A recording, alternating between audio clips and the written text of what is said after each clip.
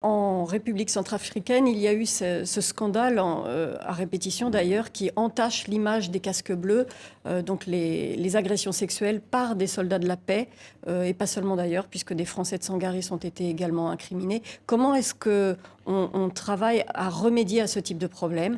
Oui. On a entendu le secrétaire général qui est condamné, mais au-delà des Lui-même, condamnations. personnellement. Non, c'est lamentable. Notre mission, c'est de protéger les civils, d'imaginer que des casques bleus trahissent la confiance qui leur a été faite, en provoquant davantage de souffrance. Pire encore, parfois, en commentant des viols, voire sur des mineurs.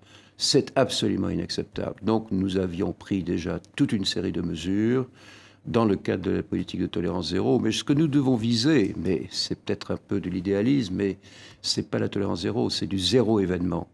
Hein. Mais il faut, pour cela, pas seulement pointer du doigt vers les Nations Unies, nous avons une responsabilité, mais il faut pointer du doigt vers les États contributeurs de troupes. Parce que si des casques bleus se comportent ainsi, c'est qu'ils ont été peut-être mal choisis, qu'ils ont été mal avertis de toute cette problématique, ils n'ont pas été formés. Alors, quels sont les garde-fous que vous pouvez imposer? Il faut bien qu'il y ait Nous une songeons à toute une responsabilité. série de mesures. Bon, le Conseil de sécurité a décidé cette semaine que les contingents, quand un contingent collectivement fait l'objet d'un constat de problème systémique, eh bien nous l'envoyons. Mais je n'avais pas attendu cette résolution du Conseil de sécurité pour le faire. Vous déplacez tout le contingent dans ce cas. Tout un contingent, ou lorsque ça se concentre sur, mettons, une compagnie, eh bien, on renvoie toute la compagnie.